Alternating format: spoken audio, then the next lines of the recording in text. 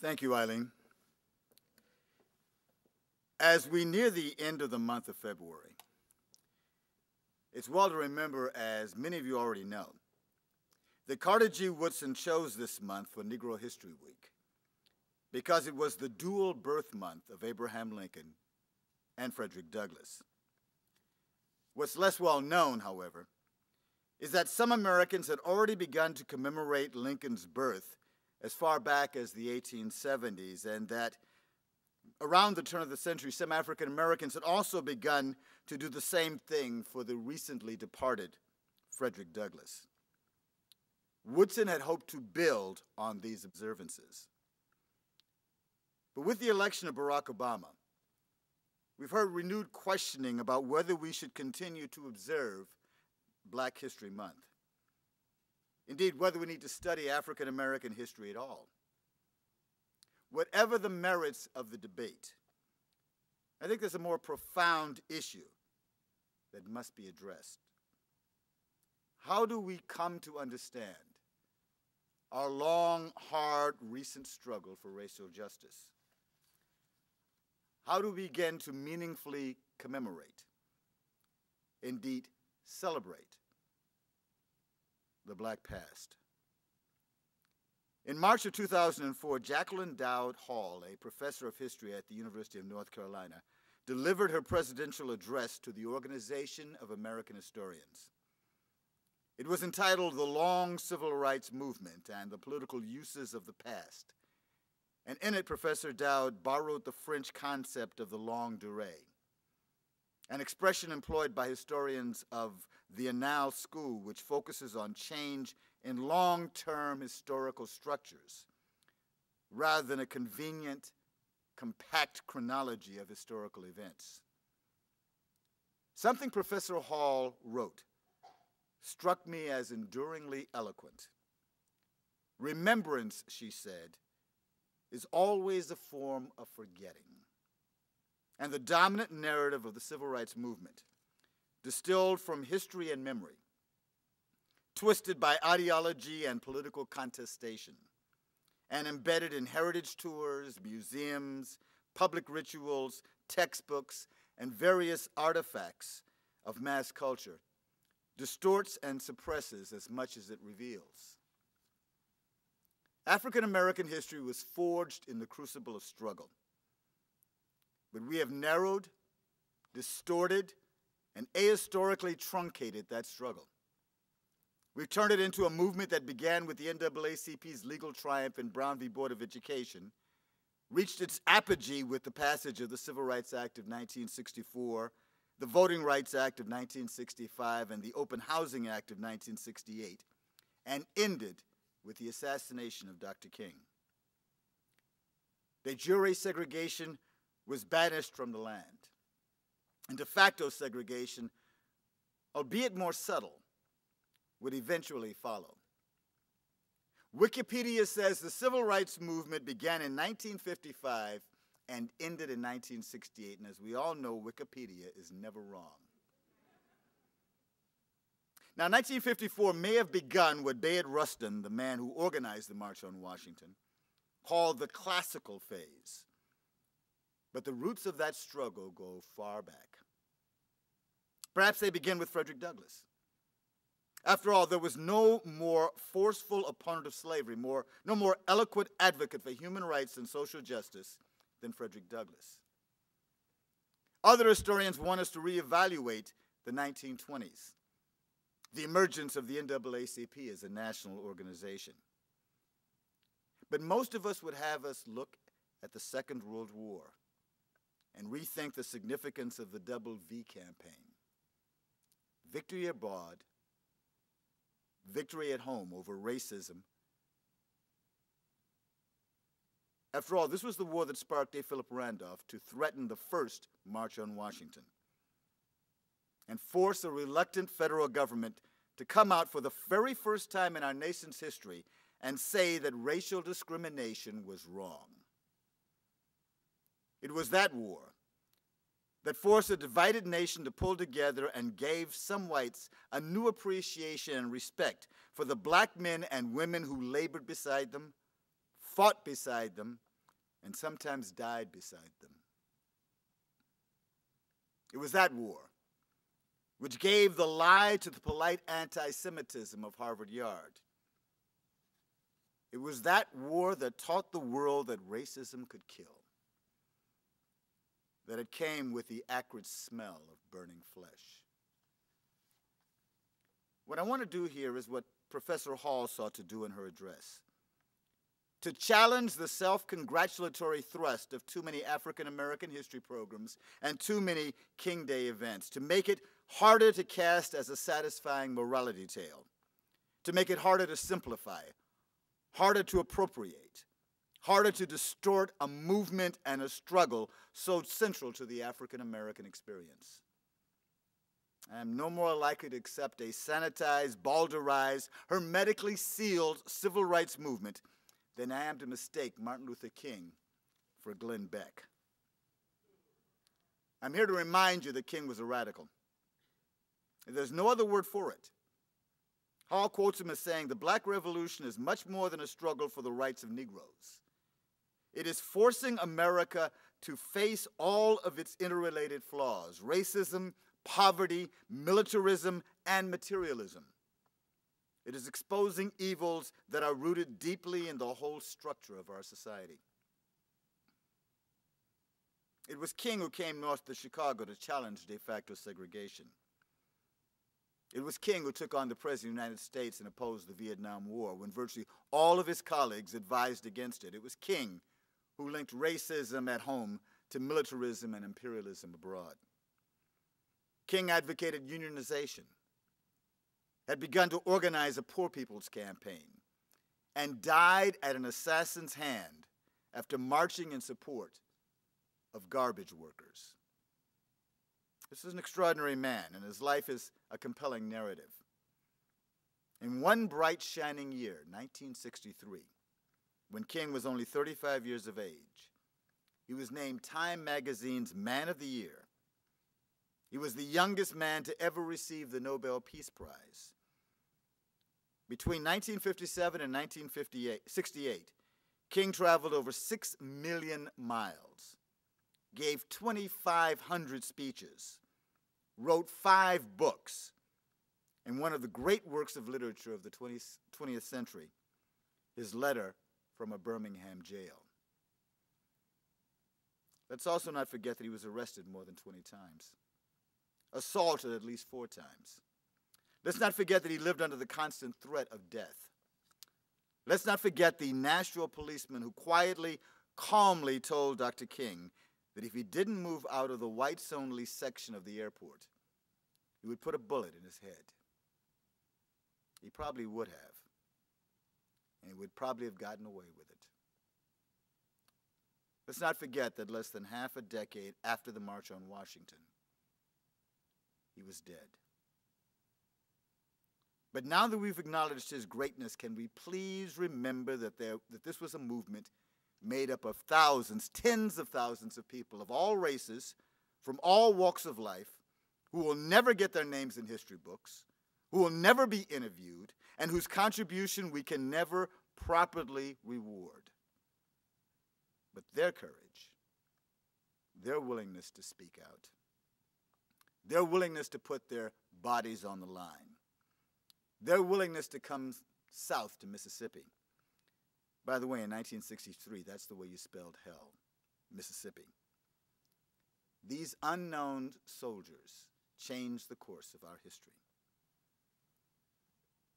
How many of you out there know the names of just one of the 4 students from North Carolina Agricultural and Technical State University who walked into a Woolworth's department store in downtown Greensboro, sat down at the lunch counter, and asked to be served?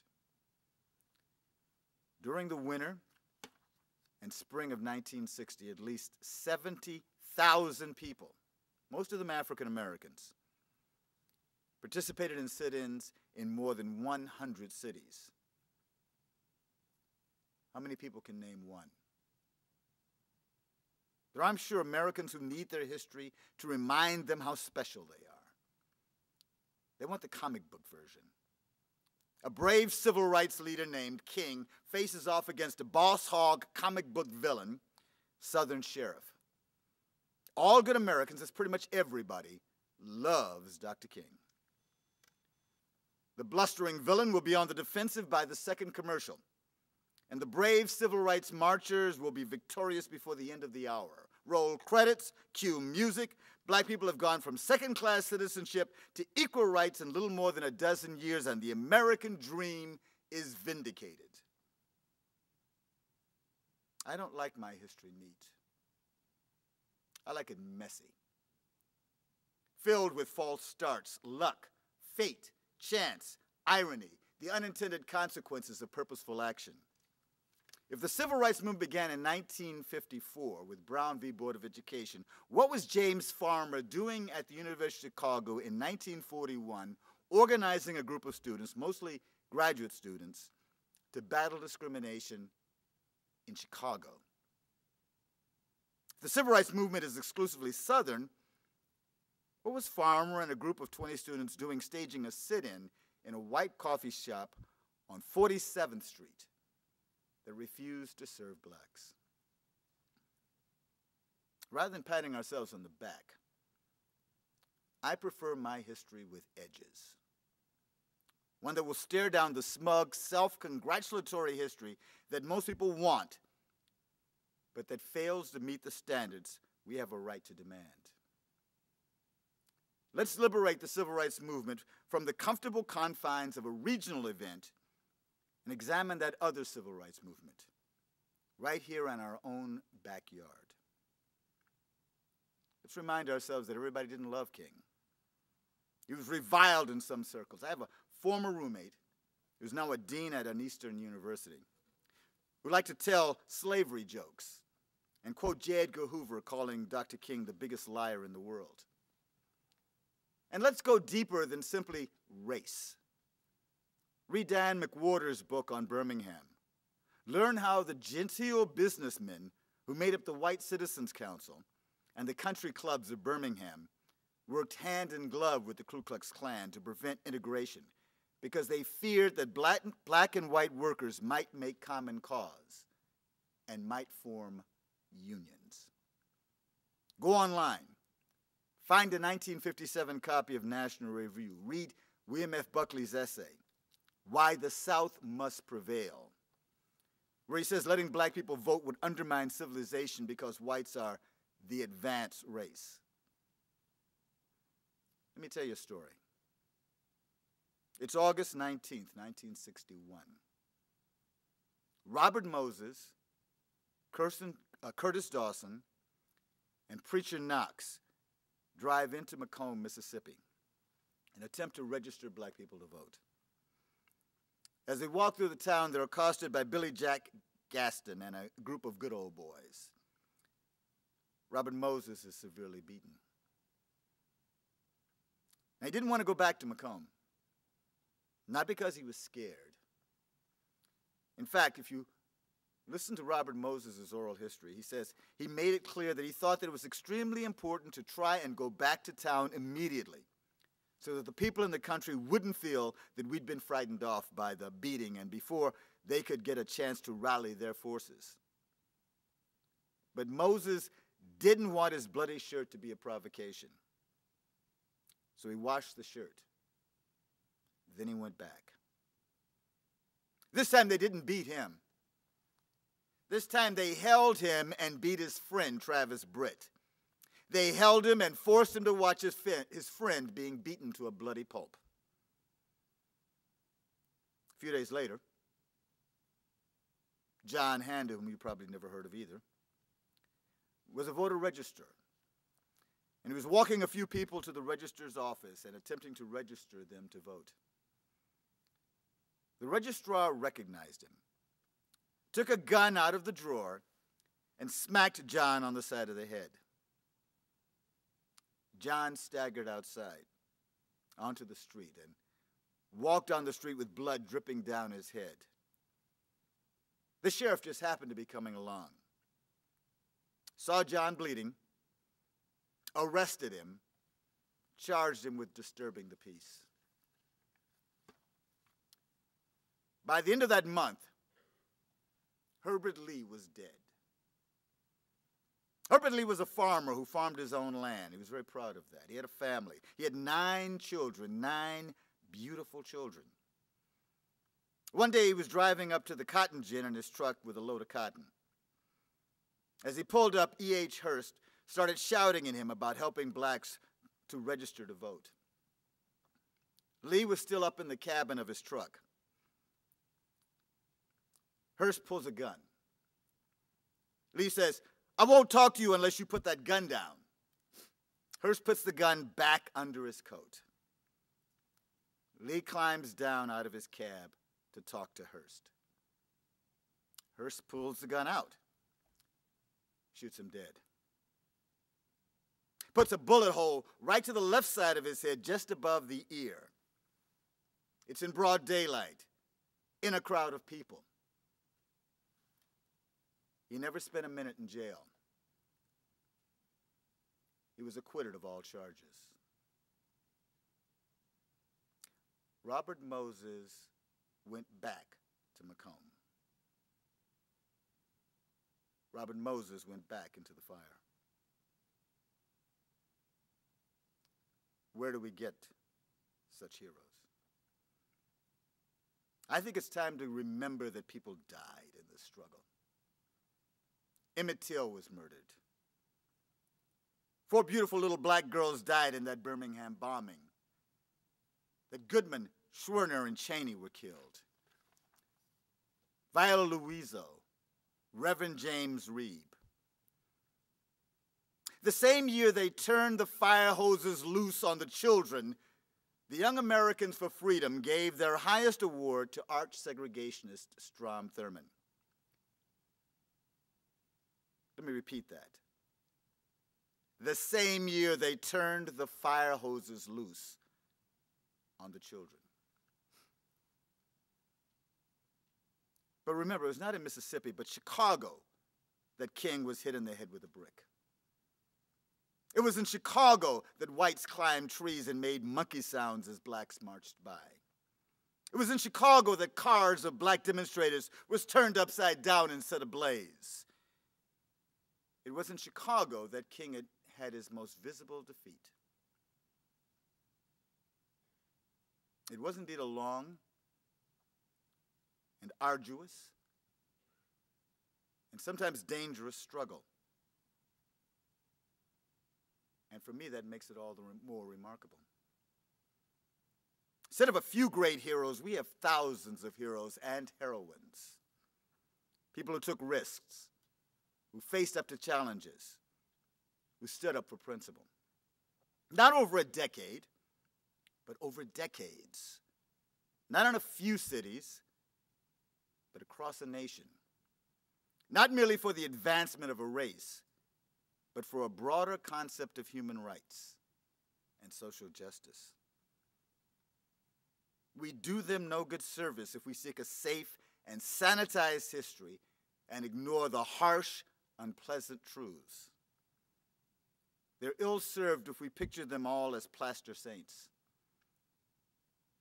The TV cameras had already begun to turn away from King before his assassination. Now they were fixated on the Nation of Islam and Black Power and the Black Panthers. It was always more fun to survey the species African-American exotica in their own lair, and perhaps more enjoyable at a safe distance. Even many of those who were part of the struggle or who sympathized with the struggle could not have been expected to see the bigger picture. After all, it was the 60s. The baby boomers of the 60s had begun the world anew. Their generational arrogance would not admit of anyone else coming before them or contributing to the revolution. And let's face it, there were an awful lot of people who were indifferent, even hostile, to black aspirations. And many of them soon changed their tune. Nobody wants to admit to their kid that they were out there with those people in the hostile mob in Marquette Park. Nobody wants to admit that they were out there standing in a tree making monkey sounds. Besides, the movement was victorious, and everybody wants to be with a winner. I'll tell you one personal story. In 66 and 67, I was working on the west side of Chicago in the summertime and in factories. I was working at Pharmacy, Paper Box Company, and HK Porter, and a number of those small factories. And I remember there was this one guy, a little older than me. He knew I was in college. He knew I was only going to work for the summer. He's kind of friendly, always telling a joke, always with a ready smile. And then one day, after one of King's marches, he walks up to me. He doesn't stand in front of me. He stands kind of off to the side. And he says in a very soft voice, "If Dr. King ever walked in my neighborhood, I'd put a bullet in his head." And then he walked away. And then there were no more jokes, no more ready smiles. To me, history is an argument. And I think it's time we restart that argument. And that argument is about the meaning and legacy of our struggle. But as we do, let us take a moment, one moment, to reflect on the faith and perseverance and courage of these brave men and women who changed the course of our history and the fate of a nation. Let us pause for just a moment to sit in wonderment at their courage to persist, their willingness to dare. We do not know what dreams they dreamt in the secret councils of their sleep. We only know that theirs is a bold and glorious legacy, a robust and wonderful history, and a testament to the human spirit. Thank you.